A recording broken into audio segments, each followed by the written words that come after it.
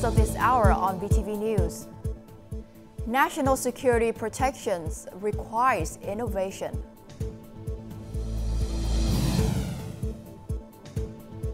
And mechanism bottlenecks to combat waste expected to be removed. In a world news, Germany to hold early elections.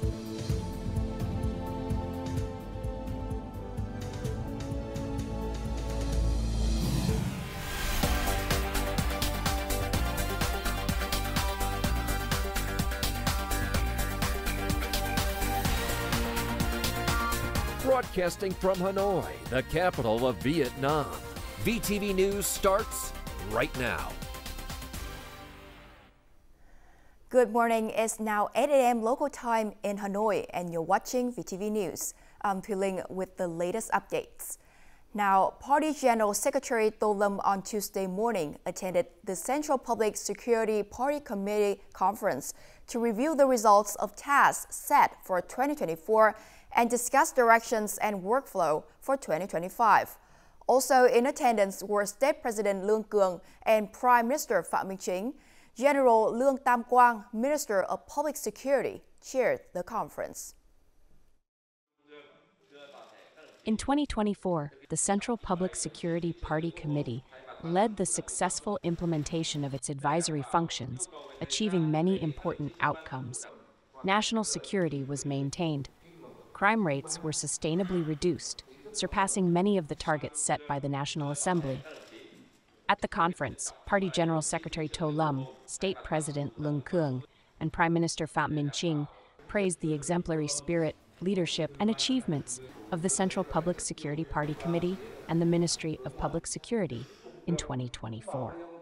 In particular, the Party General Secretary emphasized the achievements in streamlining and restructuring the organizational apparatus and reforming administrative procedures. The provincial police are handling 24 specific tasks with a clear organizational structure and delegation of responsibilities. They successfully tackled major cases recently, including one where thousands were defrauded, recovering 220 million USD.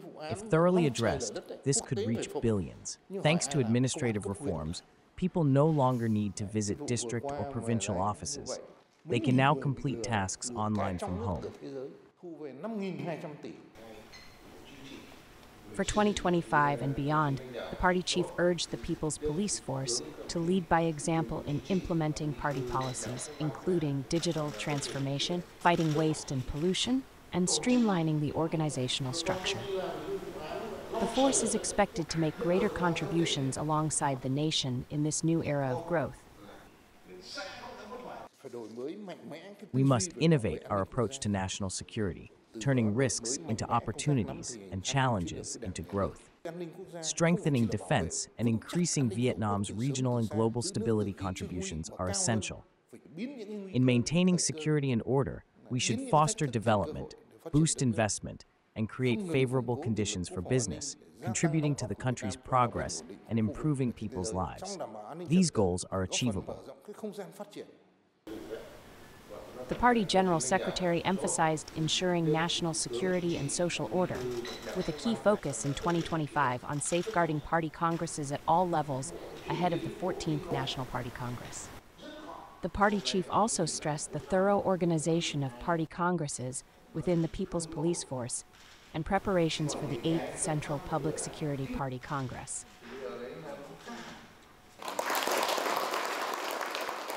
State President Lương Cường received Belarusian Minister of Defense Ukrainian Viktor Gennadievich in Hanoi on Tuesday during his official visit to Vietnam and attendance at the Vietnam International Defense Expo 2024. The Vietnamese top leader expressed his pleasure at seeing the Vietnam-Belarus traditional friendship and cooperation continue to grow. For his part, the Belarusian minister emphasized that the country considers Vietnam a priority in its foreign policy in the Asia-Pacific region. After talks with Defense Minister Phan Văn Giang, Minister Crenny noted positive developments in defense cooperation, enhancing military readiness and strengthening ties. He also extended an invitation from Belarusian president to Vietnamese state president to visit the country at a suitable time.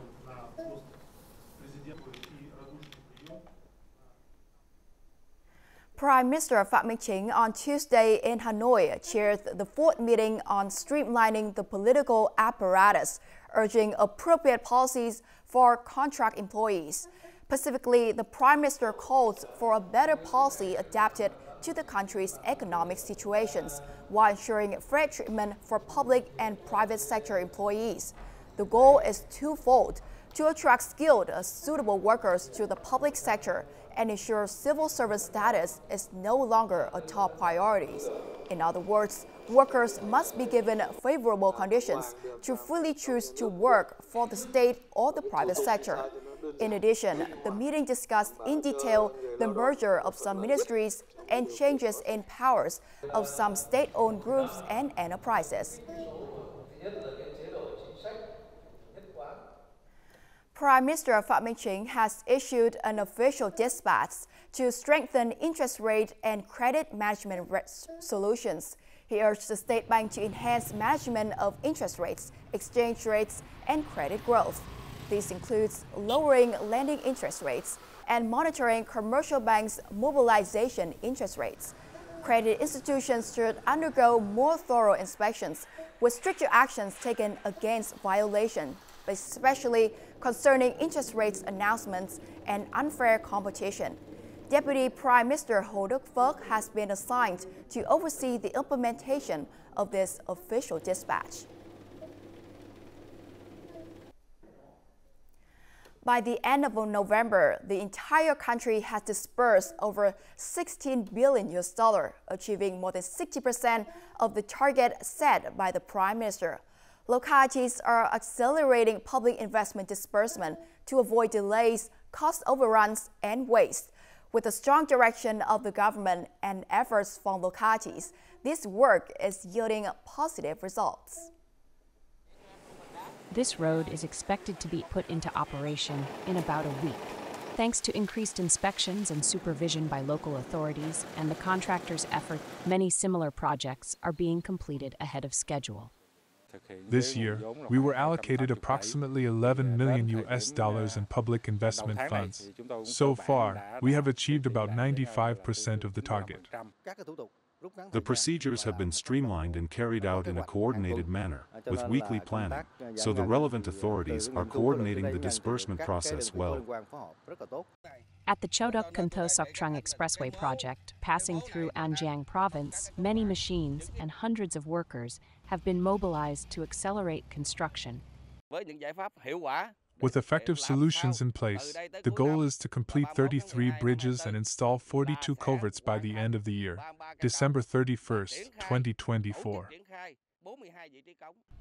Units are required to continuously disburse public investment funds, which is the responsibility of the leaders and the mobilization of the entire political system, not just the investors. In the Mekong Delta, the government invests more than $3.2 billion in public works each year. Rapid construction, effective fund disbursement, and especially the early operationalization of these projects will provide a strong impetus for the socioeconomic development of the Mekong Delta region. According to the Supreme Audit results on thrift practices and anti-waste efforts from 2016 to 2021, as many as 3,085 state-funded projects have suffered from losses and waste. Thousands of projects required adjustments to their investment decisions, leading to total adjusted investments much higher than the originally approved figures. This situation highlights the economic impact of waste and the shortcomings of relevant legal regulations. Flooding has become a major threat to Ho Chi Minh City whenever there is a high tide.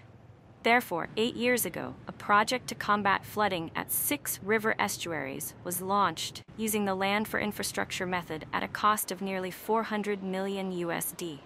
However, the project has still not been put into operation. The question now is, who will be held accountable, and what penalties should be imposed for this prolonged delay and waste. Regarding the legal framework, one of the key measures to prevent waste is the law on thrift practices and anti-waste. Many experts argue that to reduce the number of abandoned projects that lead to waste, the focus should be on implementing stricter penalties. The penalties within the law are not strict enough, which is why the implementation in recent times has not been very effective. I strongly hope that, in the near future, we will amend this law. In practice, implementing the law on thrift practices and anti-waste often remains superficial, primarily following procedures and reporting to comply with regulations. However, the essence is missing. After each report or annual summary, we should examine what areas in localities, agencies, or units are wasteful. Unfortunately, this is not happening. On average, each year the State Audit Office conducts about 250 audits, highlighting numerous loopholes in mechanisms, policies, and laws. These gaps are a major source of waste in societal resources. We often do not review the functions and tasks or the delegation of authority, which leads to the issue of lower levels shifting responsibility to higher levels, while higher levels claim the matter should be delegated to the lower levels. In addition to resolving regulatory bottlenecks, some localities have recently attempted to address long-delayed projects. For example, Ho Chi Minh City, Hanoi, and Quang Ninh have taken actions such as recovering land and changing investment methods to combat waste. Now, according to the Supreme Audit results on thrift practices and anti-waste efforts from 2016 to 2021, as many as 3,085 state-funded projects have suffered from losses and waste. Thousands of projects required adjustment to their investment decisions, leading to total adjusted investments much higher than the originally approved figures. This situation highlights the economic impact of waste and the shortcomings of relevant legal regulations. Now, agricultural, forestry, and fishery exports this year are estimated to reach over $62 billion, the highest ever recorded, according to the Ministry of Agriculture and Rural Development. 7 product categories exceeded $3 billion in annual export turnover, namely rice, rubber, cashew, coffee, wood, seafood, as well as fruits and vegetables. The United States remains Vietnam's largest import market for these products. The agricultural sector has achieved its export target 6 years ahead of schedule, surpassing the Project 174's goal of $60 billion in exports by 2030.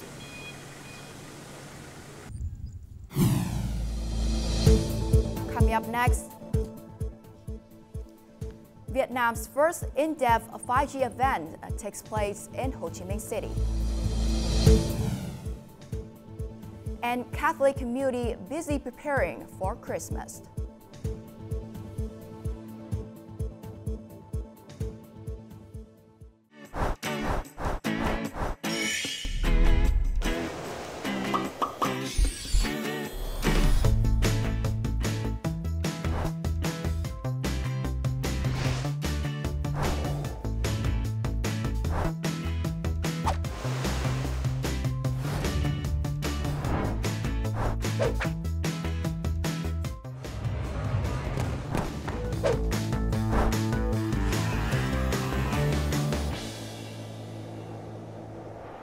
Welcome back to VTV News. Viettel Telecom's 5G Day took place on Tuesday in Ho Chi Minh City, attracting more than 1,000 businesses and 50 technology booths.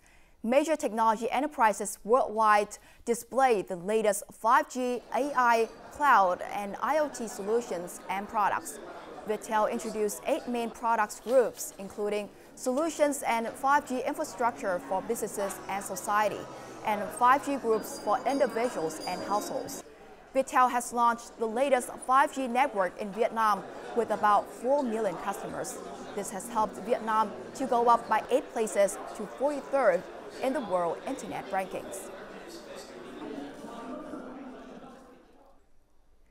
The Vietnam International Defense Expo 2024 is set to take place in Hanoi from Thursday to Sunday, marking Vietnam's most important defense diplomacy event this year. More than 60 international delegations have confirmed participation. The expo, with the theme Peace, Friendship, for Cooperation for Joint Development, coincides with the 80th anniversary of the Vietnam People's Army. The expo aims to strengthen defense cooperation, build trust, and share Vietnam's defense policy. It offers a platform for businesses, organizations, and governments to showcase products and explore cooperation. A highlight of the expo is a music exchange program involving military bands from several ASEAN countries and China. The revised law on the capital will take effect at the start of next year. It includes several key provisions, such as permitting public-private partnerships for cultural and sport projects in Hanoi. This policy is designed to promote private sector involvement in cultural projects. For the Essence of Education project, the Center for Scientific and Cultural Activities must submit a proposal for approval to the city. Any project with private sector involvement must follow this process until the capital law takes effect in January 2025. Article 41 of the Capital Law decentralizes authority, allowing heads of public service units to develop projects and establish partnerships with the private sector. The recent Innovation Week showcased the potential for collaboration between the authorities, businesses, and innovators. The Capital Law reflects the authority's vision, providing public spaces for artists to realize their ideas. The Capital Law allows public-private partnerships for cultural and sports projects. It offers investors higher incentives on land rent, water surface rent, and corporate income tax in sports and 12 cultural industries. The Capital Law also allows the creation of a fund to preserve historical inner-city areas, fostering hope for protecting the capital's cultural heritage. This fund aims to provide financial support for more flexible and effective restoration of local relics. The law creates a clear legal framework for the capital's cultural industry to thrive. Christmas, the most significant holiday for Catholics, is approaching, and across the country, parishes and chapels are bustling with decoration and preparation activities. In the Diocese of Taiping Province, communities look forward for a peaceful and joyous Christmas season. This year, Hoi's family was the first in the Catholic neighborhood of Huangsa Parish to create a nativity scene. The decorations were set up 2 weeks ago and depict the biblical story of Jesus' birth. Hoi positioned the nativity scene at the main gate of his home.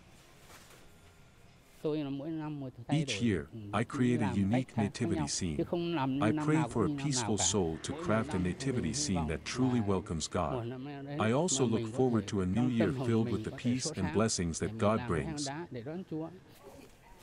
The community is creating a 3D nativity scene from large, colorful wooden panels in the communal yard. Each nativity scene has its charm, but this 3D one brings extra excitement. On the day we created it, people of all ages worked together, and even those far from home sent gifts to join the celebration. Outside the parish church, the most skilled people were called in to help decorate. This year, the Christmas tree was taller than usual, with the final decorative baubles being hung. The church grounds are more spacious this year, and the Christmas tree is taller. Previously, it was about 8 to 9 meters, but it now reaches 14 meters. The village is growing, with dozens of new houses built each year. In the Taiping Diocese, Christmas color and spirit spread through parishes and chapels, signaling a joyful and peaceful season ahead. Now, in recent years, Pleiku City in Zalai Province has implemented numerous initiatives to promote ethnic groups' cultural values and develop tourism. As the economic, political, and social center of Zalai Province, Pleiku City maintains rich cultural traditions of the Jarai and Benar ethnic groups, including gongs, communal houses, stilt houses, tomb statues, and traditional handicrafts like brocade weaving. The city has prioritized community tourism to showcase ethnic cultures, preserving traditions while generating income for residents. Reviving Jarai and Benar festivals with local participation, along with curating cultural and culinary experiences, is creating unique tourism offerings to attract and retain visitors.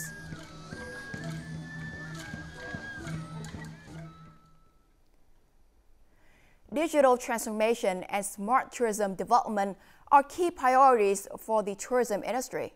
Across the country, many localities are rapidly adopting technology to advance digital and smart tourism initiatives, helping create attractive tourism products and foster sustainable development. Located at an altitude of 1,200 meters above sea level, Mangdan Town is an emerging tourist destination in Kontum Province that attracts millions of visitors annually. Through the Mangdan Tourism digital application, visitors can access information about local accommodation, landscapes, and cuisine. The app also helps travelers plan their trips by creating personalized schedules. It is very convenient to look up information about prices and services at that location before I arrive. Digital transformation is very effective because it helps promote tourism potential quickly. Visitors can now use mobile apps to research locations, select destinations, book flights and accommodations, make payments, and share reviews, all online. Through automated guide systems and QR codes, tourists can access comprehensive information about each destination. When I scan the QR code, there is an explanation at each location, so I can understand more about the history and unique features of this place. Currently, the three main digital platforms of the tourism industry include the National Tourism Card, the National Tourism Application, and the Tourism Management and Business Platform. The application of digital platforms at the national level has created a unified and synchronized national smart tourism ecosystem. Applying new technologies will help tourists understand destinations before deciding to travel, as well as enhance their experiences at tourist destinations. The application of smart tourism systems has helped tourism operators better understand tourists' needs in order to create innovative tourism products, contributing to building a civilized, friendly, and healthy tourism environment. Coming up next in our world news, Russia's head of nuclear defense troops killed in Moscow blast. And Germany to hold early elections.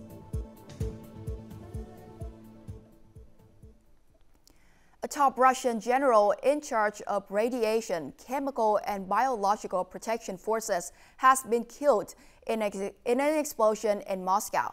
The explosion was caused by a device hidden inside a scooter outside an apartment building on Ryazhansky Prospect, 7 kilometers southeast of the Kremlin. Lieutenant General Igor Kirillov, 54, who was chief of Russia's nuclear, biological, and chemical protection troops, was killed along with his assistant. Investigators said a criminal investigation has been opened in connection with the explosion. It was revealed that the explosive device has the capacity equivalent to around 200 grams of TNT.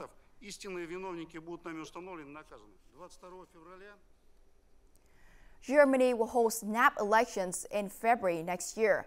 The announcement came after Chancellor Olaf Scholz lost a confidence vote in the German parliament. The center-left Social Democrats secured less than a quarter of the confidence vote on Monday. Following the vote, Chancellor Olaf Scholz requested President Frank-Walter Steinmeier to dissolve parliament and called for early national elections. President Steinmeier has 21 days to decide on his plans. If approved, the elections must occur within 60 days and are tentatively scheduled for February 23rd. Germany is currently facing economic difficulties as major enterprises such as Volkswagen and Bosch are struggling under competitive pressures. The country also remains divided over immigration issues and its support for Ukraine. Hungary vetoed the European Union's decision to allocate 6.5 billion euros for military aid from the European Peace Facility to Ukraine. Hungarian Minister of Foreign Affairs and Trade said that Hungary's share of the fund would have been 77 million euros. He added that the country would not obstruct the remaining 26 EU member states if they assisted voluntarily. Now, this is not the first time that Hungary has blocked the allocation of funds for arms supplies to Ukraine. The country warned that it would not change its position until Ukraine guaranteed that no Hungarian companies would be included in the Ukrainian list of international sponsors of war. In Cairo, the Egyptian capital, an artisan has been carefully restoring ancient books. So far, he has bound and repaired thousands of vintage books, hoping to preserve them for future generations. More to follow. Mohammed Zaki, 69, has been restoring and renovating century-old books that have been damaged but have withstood the test of time nonetheless since the age of 15. Zaki said his workshop has restored and renovated over 1,000 books throughout the years. This is an old book that comes to us in this kind of condition, sometimes worse than that. But after we finish restoring and binding it, it looks like this, and we are happy with the result. Zaki says rebinding and restoring books is a manual craft. This makes the restoration process more accurate and valuable. We receive books that are worn out and need restoration, some of which are 100 or even 150 years old. We restore and rebind them to preserve them so they can benefit future generations. The craft of hand bookbinding originated in the 15th century. With deep respect for books' value, artisans like Mohammed Zaki work to revive old books, preserving their value for future generations. And up next is the weather forecast.